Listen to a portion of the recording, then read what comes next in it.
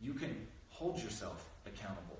You can look in the accountability mirror and you can say, this is where I actually am at. And that's fine.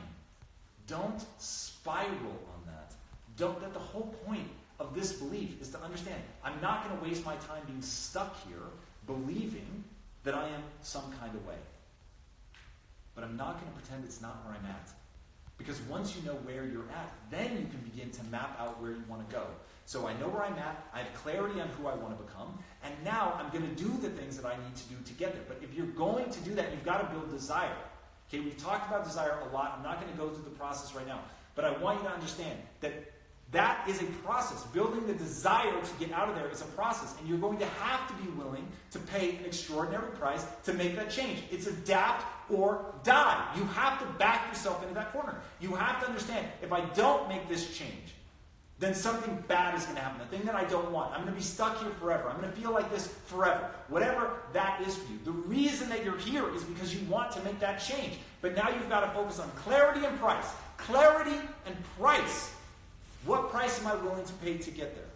Now, once you can work yourself into a ladder, once you can get yourself into a fucking frenzy, once that price is high, then you will be shocked. You will literally blow your own mind with just how much you can do with your life. But you've got to be able to do exactly what I'm doing now, which is find a way to embody passion. You don't have to get up and speak like this, but you have to find a way to embody that. You have to show yourself that you're willing to show up. Fucking put your gym shoes at the edge of your bed so that as soon as you wake up, you do that. Set 9 alarms and progressively farther across your room so that you stop setting an alarm. Tell your friends that you're never going to hit the snooze button again. Whatever it is, back yourself into that corner so that you've got to begin making that change. Because if you're never willing to make that change, you're already where you're going to be in 5 years. That was one of the most terrifying quotes I've ever heard in my life. If you don't know where you want to be in 5 years, you're already there. Now let me tell you another variation on that. If you don't increase the price you're willing to pay for change, you're already there.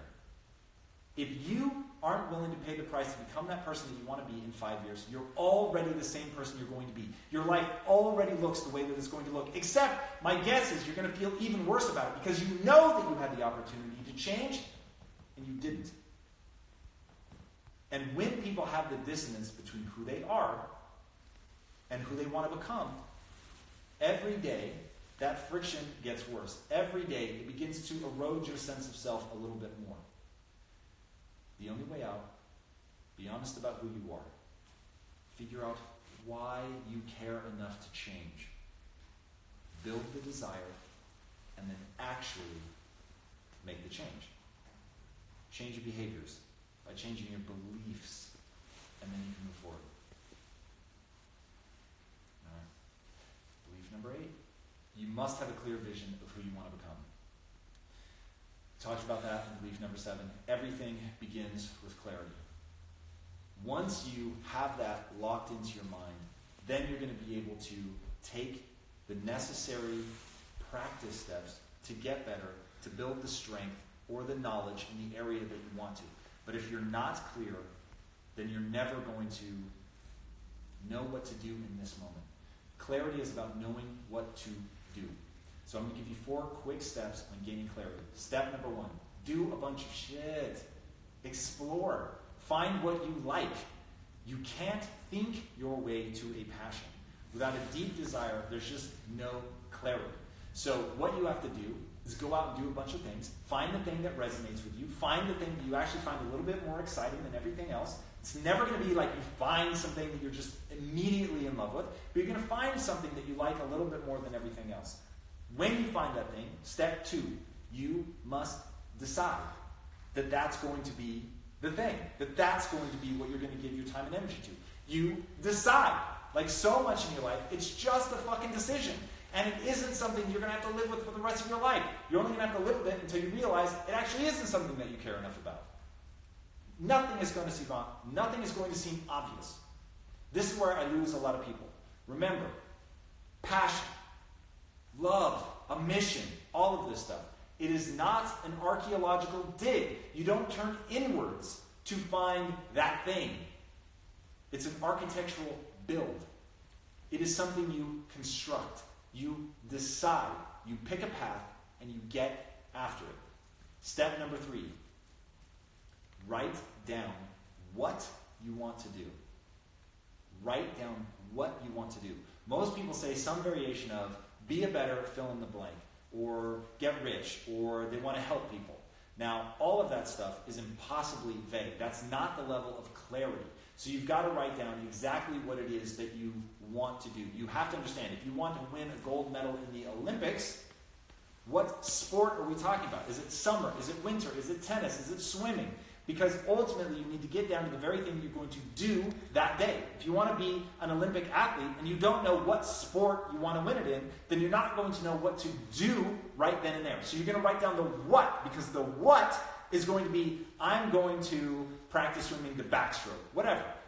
Or I know what muscles I need to work out in the gym, or flexibility, or whatever it is you need to do. But suddenly, the mode becomes clear. You understand that you need to start researching swimming, a particular stroke, who are the best teachers in the area, how does one improve their stroke, all of those things. Now, because you have that degree of clarity, you know what to do right here and right now. All right, step 4 to gaining clarity is make a plan. Make a plan. So even if you know what to do, what is your plan to become an Olympian? It's going to be very detailed. It should be step by step. It should be measurable. That's a big one. Make sure that you're able to measure whether you're making progress or not. Because if you don't know if you're making progress, you're not going to be making progress. So they say that what gets measured can be improved. But if you're not measuring it and you don't know if you're improving, you're going to stay stuck. And this is where most people end up plateauing, because they're not pushing themselves to make that incremental improvement, because they don't actually have awareness as to whether or not they are at the edge of their performance. They don't know what is beyond that next level. So you really need to make sure that you pick things that you can actually measure your progress. So just to stay with swimming for a second, obviously time trials become a very easy way. But you can break things down into smaller and smaller increments. What's the amount of force that you get coming off the block? How hard are you kicking off the wall? So there are many things that you can begin to measure. Make sure that you understand what those things are. You're going to adjust constantly. Whatever your plan is, I can tell you right now, it sucks out of the gate. That's just the reality. All of us, when we're first trying to cross that huge chasm, we have a hypothesis. Whatever that hypothesis is in the beginning, I promise you, it's just a little off. Or it could be a lot off. But if you're constantly looking at the data, right, you're measuring things, you're seeing if you're making improvement, you're reading the data, and you're making changes, then you will get smarter and smarter as you go. You'll never be able to make as good of a plan at the beginning as you will when you've been engaged with something for 2 or 3 years. Just imagine all the different things that you're learning. So just don't beat yourself up over the fact that you're wrong, that you had to adjust. Don't waste any time doubling down and saying, well, this is the thing that I told everybody that I was going to do, or how I was going to do it. Don't worry about that. Constantly be looking for ways to improve. All right. I've talked about clarity so many times. I'm going to leave that one at that, and that gives us a chance to get to belief 9. You're going to have to cruise. All right, belief 9. In life, you must be willing to make mistakes. Let me say that again. This one's critical. In life, you must be willing to make mistakes. As Einstein said, anyone who has never made a mistake has never tried anything new. And if you really think about that quote, it's understanding that a fundamental part of the nature of something new is that you're not going to be good at it. Not being good at something causes psychic pain. People do not like to fail. They don't like to be bad, which is why most people spend all of their time doing the thing that they're strong at, and they never venture out. This is why people plateau at 16. Because you're going through this process of getting good when you're young because you don't know anything, and so you're just working towards some modicum level of understanding something. Then you find an area where you get rewarded for being good at that thing. And then people just go down that path. And they don't even try to extend their skills. They just wallow in where they're at.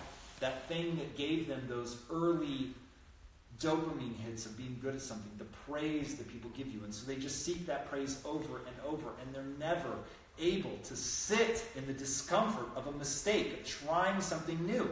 But if you don't do that, then you will just stay flat. And I'm telling you right now, the very purpose of life is to turn your potential into skills. But that requires you to do new things, to push outside of the known territory, to go through a process of trial and error. But to do that, to suffer through all of that, you've got to take the long view. You've got to understand that short-term embarrassment is nothing compared to long-term growth.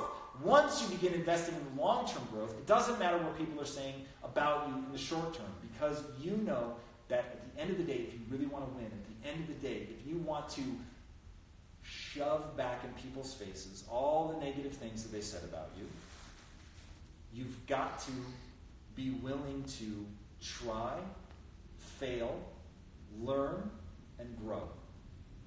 That is the equation. You try, you fail. In the failure comes pain, which is good, by the way, because that's going to trigger areas of the brain that have to do with focus and memory. So the pain makes you go, whoa, I don't want to feel like this ever again. So what did I do wrong? And then you're able to actually get better. But if you